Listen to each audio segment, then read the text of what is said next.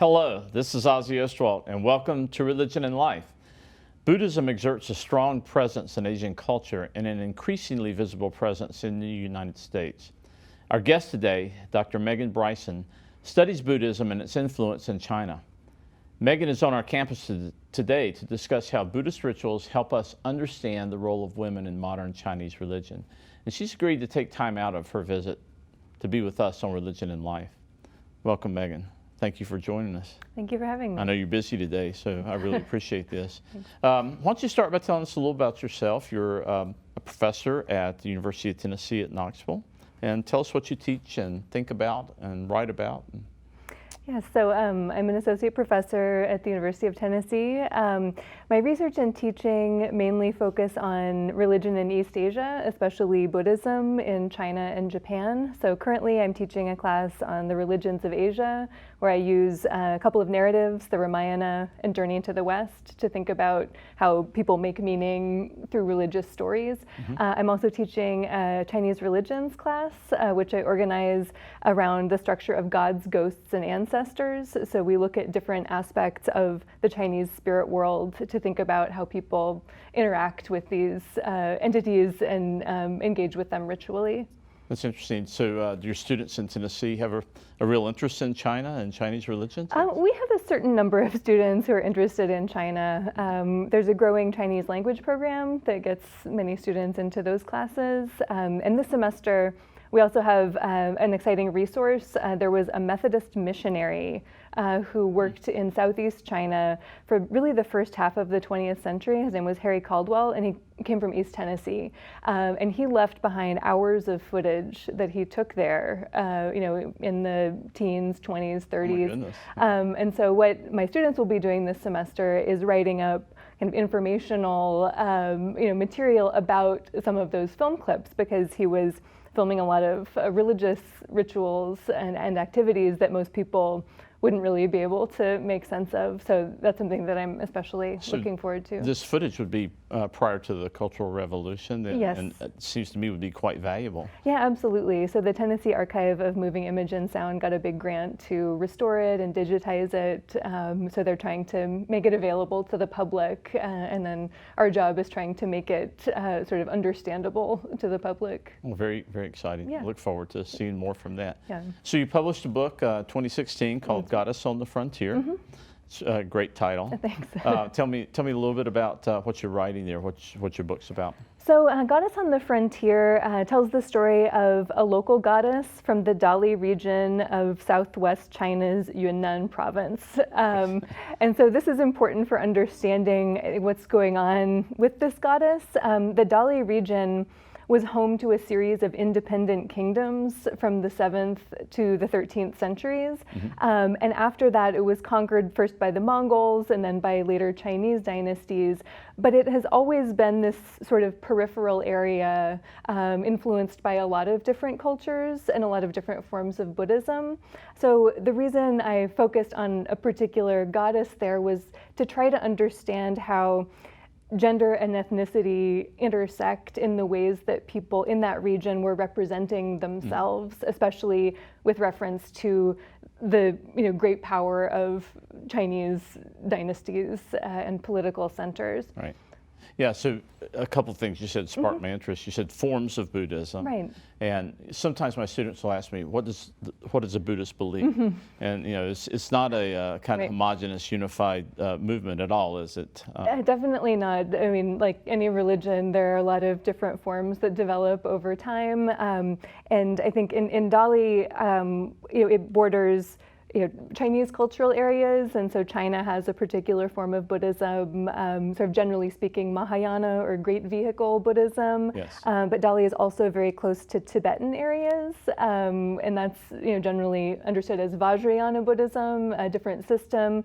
It borders Southeast Asia, which embraces yet another form of Buddhism, Theravada, and historically it was also quite close to India when Buddhism was still a major religious force there. So one of the things I find so interesting about it as a region is that there were so many possibilities for how Buddhism was coming into that area. And so the goddess I look at, she first shows up as a Buddhist figure in the 12th century in painting and in some ritual texts, but she doesn't appear anywhere else but Dali.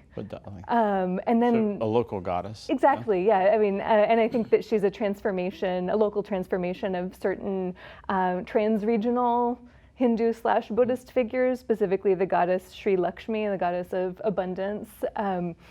But then eventually people in Dali sort of forget about that initial identity. And now if you talk to people at a temple or on the street about who she is, they mainly know her as an 8th century widow martyr who chose to die rather than marry the man who killed her husband. Huh. Is that a typical story or myth in Buddhism of sacrifice, I guess? No, no? Okay. Actually. So there's a lot going on here that's if not unique, at least unusual. Yeah, I mean, and in this case, the story of women sacrificing themselves to preserve their chastity or their loyalty is much more of a Confucian virtue, and ties in with trends that were really developing later in Chinese history. So really starting in the 17th century, we start seeing more of an emphasis on those Confucian virtues. And it's also relevant to Dali because Dali was seen as this barbarian backwater for a lot of the people centered in the Chinese capitals. And so people in Dali, I argue, were using this goddess's example to argue that no, in fact, their ancestors did know Confucian virtue, that they were civilized by these standards of high culture. So it's very interesting. Does this have any relevance to the notion that this story, strikes a chord for women's autonomy in culture? It seems like this story itself seems out of place with what I know about Buddhist culture and ethics. Well, and I think one of the things that it does illustrate about Buddhism in China, and I think East Asia more broadly, is that it tends to very much coexist alongside and intertwined with other religious traditions. So it's very difficult to extricate Buddhism from the sort of collective practices and ideas that most people are participating in without much concern for, where the lines might fall. So you really have to unravel Mahayana, Tibetan Buddhism, cross-cultural trends, Taoism, Confucianism, that's all there, right? Yeah. It's local goddess. So you're using this goddess figure as a way of understanding Buddhism in this local region. Is that a particular method or a lens by which your research follows, by looking through gender as a way of understanding a larger phenomenon? Certainly gender has been a driving interest of my research as well as my teaching related to Buddhism and East Asian religion in general. The use of deities also to consider these issues is something that has interested me for a while, and which I'm continuing in future projects. But gender remains a really interesting category of analysis to me for understanding Buddhism. Right, and I think one of the things you're going to talk about tonight, maybe we can, I think, come back to this later. But your work is historical, yet you're claiming that by looking at this, we can understand kind of contemporary China in some ways, and how contemporary Chinese culture views women, or how it views women's bodies and so forth. Can you make that kind of conceptual connection? I think that in a certain guarded way I can. I do think that there is something that we can say about contemporary Chinese conceptions of women's bodies, or even more specifically gestatory bodies, that is, bodies that gestate fetuses and give birth. I think that my work mainly is historical. For my book, Goddess on the Frontier, I also did ethnographic research. So I lived in the Dali area for a year and did a lot of interviews, especially with the women's religious organizations there. And that was very revealing to me. It's a very humbling exercise to talk to living people, because those of us who are very comfortable in the past, you sort of think you know what's going on. But talking to people and getting a sense of really the complexities of lived religion offers an entirely new perspective. So did that ethnographic research inform your book, or is this going to be something coming out later that you're working with? So the last chapter of my book is based on the ethnographic work that I did, because it's looking at the contemporary worship of this goddess in the Dali region. She still has temples throughout the area, and a lot of those temples are maintained by, they're called lotus pond societies. They're groups of usually middle-aged and older women who come together regularly to chant scriptures and do general maintenance of the temple. And then talking to them, asking them about the deity was revealing. One example was that the goddess's name is Bai Jia, which could be understood as meaning white sister or Bai sister. And the Bai nationality is the main kind of ethnic group in Dali. And so I had assumed ahead of time that, well, people obviously see her as this ethnic goddess. Right. But when I went there and talked to them, that didn't come up at all. It was only when I introduced that category that people seemed to, give sort of hesitant responses about whether she really was, exclusively tied to a particular ethnic group. That's interesting. So that's a kind of Western conception that you took in, do you think? Or a prejudice that maybe Chinese don't think about? I think it's both sort of Western, but it's also the kind of official or top-down look into religion, as opposed to more kind of grassroots perspective on the religion, because scholars in China and in Dali specifically tend to use ethnic categories in describing practices going on in the region, but that doesn't mean the people who engage in the practices themselves use ethnic categories. So it's really about kind of who you listen to. Well, I want to get to the topic of your talk tonight, but before that, I have to ask you, you mentioned worship in a temple in Bali. What would worship look like, worship of this goddess in a temple in Dali? So the worship of this goddess is quite similar to the worship of deities throughout China. It often involves offering incense. So people will bring lit incense into the temple and bow a few times in front of the different deity statues, and then put it into a censer at the temple. They might make small donations, for good karma. The one thing that really distinguishes the worship of the goddess I worked on is that each year there's a festival called the Torch Festival that actually commemorates her death. And one thing that women do is dye the tips of their fingers red to commemorate this goddess's clawing through the ashes to try to recover her husband's body. So she's said to have bloodied her fingertips in doing that. And so now women use a kind of natural dye to dye their fingertips red, which seems to be very unique to her. Well, this blood metaphor is perhaps a good segue to your talk tonight, which is fascinating. I don't even know where to begin with it, but the title is The Bloody Pond, which references a group of myths and rituals associated with women in Buddhism. So I'm going to let you take it from there and maybe just describe what the Bloody Pond is. Sure, and I'll start by explaining the nature of hell in Buddhism, because this is something that tends not to come with the sort of modernized, including westernized understanding of Buddhism. But traditional Buddhism has its fair share of hells. There are different kinds of hells. Plural hells. Yes, they give Dante's Inferno a run for its money, I would say, in the kinds of descriptions and details. So there are hot hells, there are cold hells, there are hells for all kinds of karmic transgressions. The difference between Buddhist hells and, say, conceptions of Christian hell are that Buddhist hells are temporary. So a being is only born into the hells for as long as their bad karma keeps them there. And as soon as that karma burns off, then they start moving up the kind of ladder of reincarnation. So something like Catholic purgatory. Yeah, it's closer to that, if that could involve going through a meat grinder for 1 billion years, which is one of the tortures. That sounds awful. Yes, it's unpleasant. Yeah.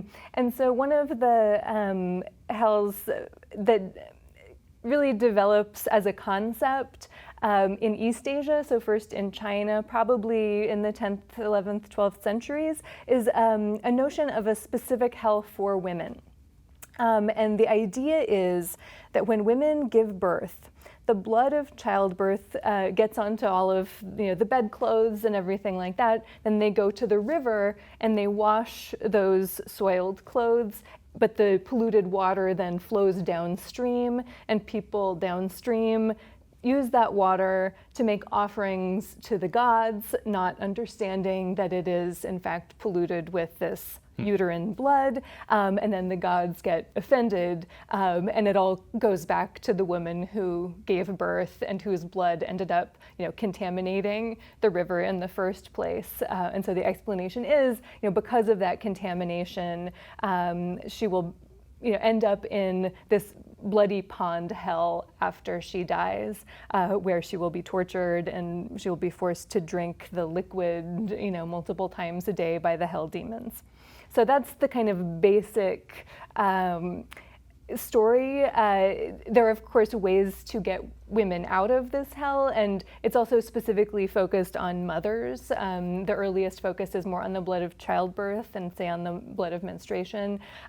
So people are instructed to sponsor scripture recitations and things like that to help, create enough good karma that can take the mothers out of These are living torment. people who, perhaps loved ones, who are Right. performing these rituals in order to get this woman out of bloody pond. Exactly. So, wow. And you were mentioning earlier, and I found this to be really rich, that this becomes actually a metaphor used by mothers to guilt their children in a way. Go ahead and describe that. So, and I'll give a little backstory on this as well. So I really encountered the, bloody pond hell when I was an undergraduate, and I ended up writing my senior thesis about a particular ritual text related to this idea. And then later, when I was doing field work in China as part of my dissertation that then became my book, I found, some texts also associated with this bloody pond or river tradition being sort of used by the groups I was talking to. And when I read through those texts, what I saw was very much a guilt trip. That it was recounting the various kindnesses that mothers do for their children. Right. So saying, your mother suffered so much while she was pregnant with you. And then after you were born, she would, sleep on the wet spot on the bed and keep you dry. She would have all of these animals slaughtered so that you would have meat, even though she was taking on this karmic burden. That she was, your mother has done so much. And then when she dies, she is going to hell because of you. So I really read those texts as, keeping in line with the bloody pond hell ideology, but taking a different perspective on it. So I think the misogyny is still there, right. But I think that we also see ways in which women in particular are using these ideas to valorize themselves and to make a claim for their self-sacrifice and, really everything they have done Sure. as mothers. And then, of course, for the children, it's a fairly powerful message that, the only reason they exist is because their mother took on this huge karmic debt and they can never repay it. That is very rich. So does the misogyny carry over to contemporary culture, do you think? I mean, you mentioned that. Do you, in part of your talk is going to be to reflect a little bit on how some of these ideas are present today even? Yeah. A couple things that I would note here. One is that the bloody pond hell tradition is certainly not something that all, or even most Chinese people would be aware of. Okay. I think it's probably more common in more rural areas that tend to have kind of higher degrees of religious, activity and commitment. Mm-hmm.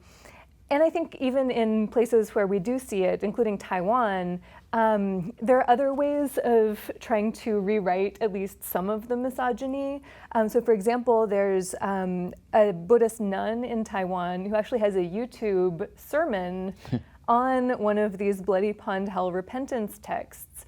And I was really excited when I found this because it's been hard to find religious professionals, who will give their take on this notion. And the way that she kind of reimagines parts of it, and I should note that the text she's talking about specifically says that there are many worms living in women's bodies, basically, that don't exist in men's bodies, and that they're responsible for certain kinds of uterine blood. And what she says is that they're not actually worms, that was people in the past who didn't understand cells or bacteria.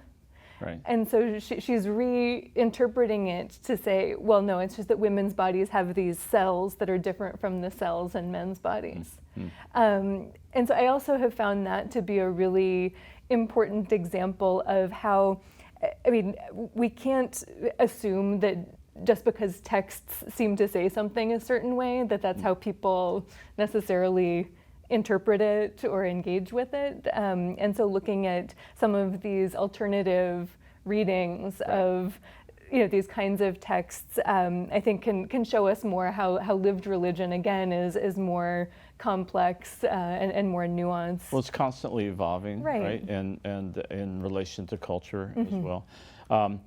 You mentioned text. You sent me some wonderful images, and I've about let us run out of time, but maybe we could look at one or two of these images if we can get them up on the screen. And you can maybe describe quickly kind of what's going on here, but that's a great one right there, by the way. Yeah, and so this is a detail from a hell scroll, and it was fairly common practice, especially in the later imperial period of Chinese history, so especially 18th, 19th, early 20th centuries, for people to paint depictions of the sufferings of the various hells. So you can find these depictions for all kinds of hells. And this is a detail that shows specifically the suffering of, it's called literally the pond of blood and filth. And so we can see that the people suffering in this hell here at the bottom of the screen are all women. Some of them are holding children to signify their identities and the connection to childbirth. One of them is holding this slip of paper attached to a lotus flower that's being given to her by, it could be either the monk Mulian or the bodhisattva Dizang, who is especially known for saving people from the hells. And it is basically assurance that she has been saved from this hell and will be reborn in the Pure Land. Okay, so this is an image of hope in a sense, but you've got, of course, these women in anguish in the polluted waters, but yet the one who seems to be rising out of it.